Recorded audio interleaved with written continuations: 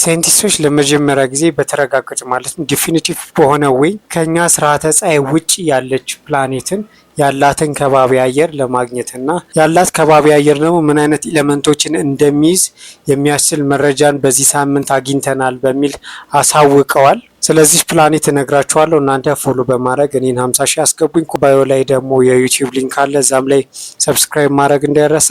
ይቺ ፕላኔት ያለችው እና የዚች ፕላኔት ያለችበት ስርዓተ ኮከብ ደግሞ ያለው ከምድራችን 50 የብርሃን ዓመት ርቀት ላይ ነው ያለችው። ኤልኤችኤስ 1140 ይባላል። ይህ የከዋክብት ስርዓት ኤልኤችኤስ 1140 ቢ ትባላለች።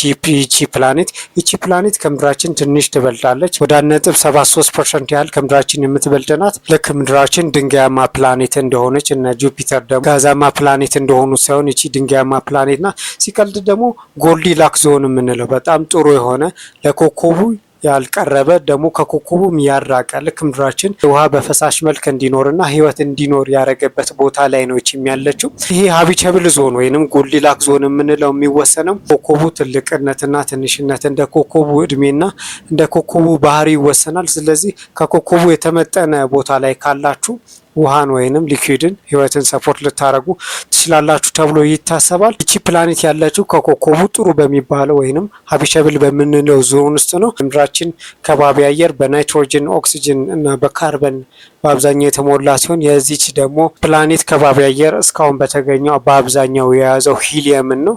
እስቲ እናንተ ኮመንት ላይ የተሰማችሁን አስቀምጡልኝ። እንድሰራላችሁ የምትፈልጉትም ነገር ካለ ኮመንት ላይ አስቀምጡልኝ። ላይክ፣ ፎሎ፣ ሼር ማድረግ እንዳይረሳ። አመሰግናለሁ።